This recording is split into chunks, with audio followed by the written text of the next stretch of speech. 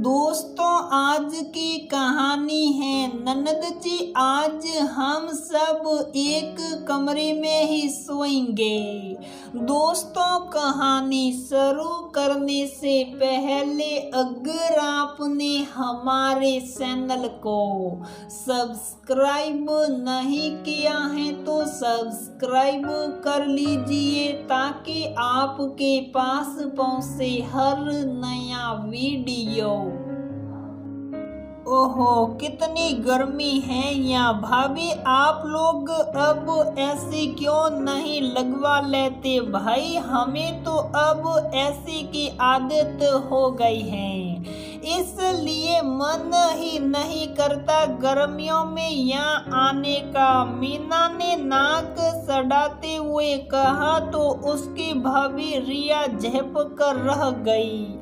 सामने बैठी शोभा जी ने जब अपनी बेटी की बात सुनी तो बोली, बेटा तू वहाँ भाभी के कमरे में जाकर कूलर के आगे बैठ जा, थोड़ी देर में ही कमरा ठंडा हो जाएगा। और हाँ रिया बहू, तो इसके लिए नींबू पानी बना दे, इससे थोड़ी ठंडक मिलेगी। रिया रसोई में नींबू पानी बनाने चली गई और मीना अपना पर्स उठाकर कमरे में चली गई। अपनी भाभी के कमरे में जाकर वो एक एक चीज का मुआयना कर रही थी। जब रिया नींबू पानी लेकर कमरे में आई तो मीना बोली, भाभी ये पर्दे कमरे में अच्छे नहीं लग रहे, बहुत पुराने फैशन के हैं। मैंने तो पिछले हफ्ते ही अपने कमरे के लिए दूसरे नए पर्दे बनवाए हैं और आजकल तो ऐसी अलमारी कोई रखता ही नहीं है। पता नहीं आप लोग अपना रहन सहन कब बदलोगे। मीना की ये तंज भरी बातें रिया को शुभ रही थी, लेकिन वो कुछ बोल नहीं पा रही थी। वो चुप साप रसोई में आकर खाने की तैयारी में लग गई। थोड़ी देर बाद मीना भी रसोई में आ गई। क्या बना रही हो भाभी? दीदी, वो आपको भरवा करेले पसंद है ना, तो मम्मी जी ने आज करेले बनाने को कहा है। भाभी, ये रसोई में कितनी सिपसिपाहट हो गई है। मेरे ससुराल में तो किचन में चिमनी लगी है, थोड़ा भी धुआं और सिपसिपाहट नहीं होती। आप लोग भी चिमनी लगवा लो। रिया किसी हंसी हंस कर रह गई। उसे इस तरह ननद का हर चीज में कमी निकालना अकर रहा था। शोभा जी भी अपनी बेटी की बातें सुन रही थी। उन्हें बहुत बुरा लग रहा था कि मीना उनकी बहू के मन में हीन भावना भर रही है। रात को शोभा जी बोली, मीना बेटा सल थोड़ी देर छत पर घूम आते हैं। मीना अपनी माँ के साथ छत पर टहलने चली गई। शोभा जी बोली, मीना एक बात बता, 2 साल पहले तक जब तू इस घर में थी तब तुझे क्या हमारे घर में कोई कमी नजर आती थी, या फिर तुझे यहाँ कोई असुविधा होती थी? क्या इस घर में तेरी जरूरत, तेरी इच्छाओं का मान नहीं रखा जाता था? मीना आश्चर्य से अपनी माँ की ओर देखते हुए बोली, नहीं माँ, मुझे तो यहाँ कोई कमी नहीं थी, लेकिन आप ऐसा क्यों बोल रही हैं? बेटा, इस आंगन में तुम पली बड़ी हो, उसका मान रखो। मानती हूँ हम आज के जमाने के हिसाब से सारी सुख सुविधाएं तुझे नहीं दे पाए होंगे। इस चीज का भान भी हमें था, तभी तो तेरे पिताजी और भाई ने तेरे लिए इस मायके से ज्यादा संपन्न ससुराल ढूंढा था, ताकि वहां तुझे किसी चीज की कमी महसूस ना हो।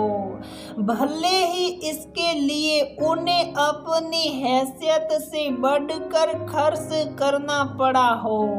तेरे भाई ने भी तेरे हाथ पीले करने के बाद ही अपनी गृहस्थी बसाई है। तो जब से आई है, रिया के सामने अपने ससुराल और मायके की तुलना कर रही है। रिया इस घर में खुश है, भले सुविधाएं कम हैं, लेकिन प्यार और अपनेपन की कमी नहीं है इस घर में। बेटा, यदि रिया के मन में ये हीन भावना बैठ गई कि उसके पास तुम्हारी तरह आधुनिक सुविधाएं नहीं हैं और वो उससे भी मिलनी चाहिए, तो हर दिन घर में कलेश होगा। सबके मन में अभी जो सुकून है वो खो जाएगा। अभी तेरे भाई की कमाई इतनी ज्यादा नहीं है कि वो एक साथ अपने रहन सहन में बदलाव ला सके। आजकल के बच्चे बहुत समझदार होते हैं, वो खुद ही जीवन में सुविधाएं जुटाना जानते हैं, लेकिन वक्त के हिसाब से एक साथ अत्यधिक बोझ सबके जीवन में अशांति भर देता है। तो अपने ससुराल में खुश हैं, ये जानकर हमें खुशी है, लेकिन अपने ऐसो आराम का दिखावा इस तरह सबके सामने करना अच्छी बात नहीं।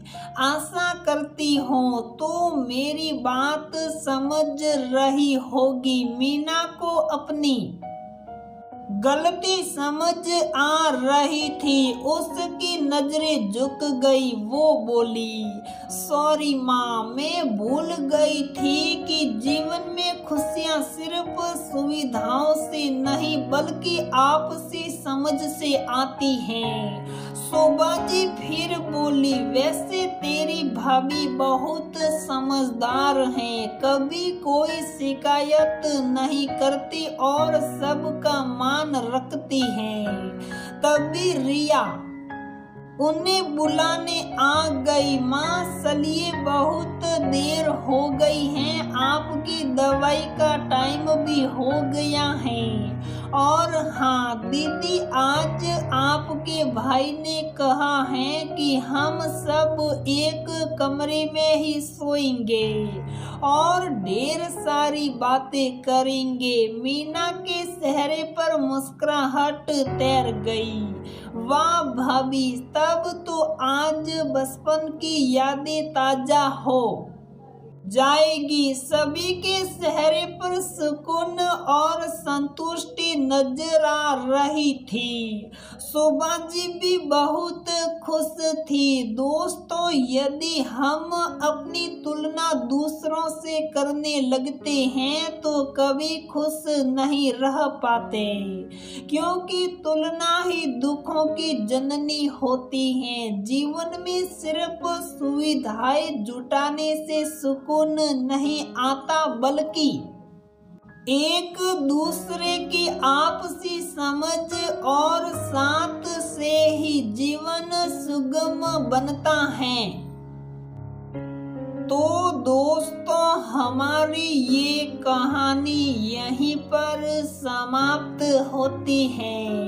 अगर आपको हमारी ये कहानी पसंद आती है तो प्लीज वीडियो को लाइक करें, शेयर करें और हमारे चैनल को सब्सक्राइब जरूर करें।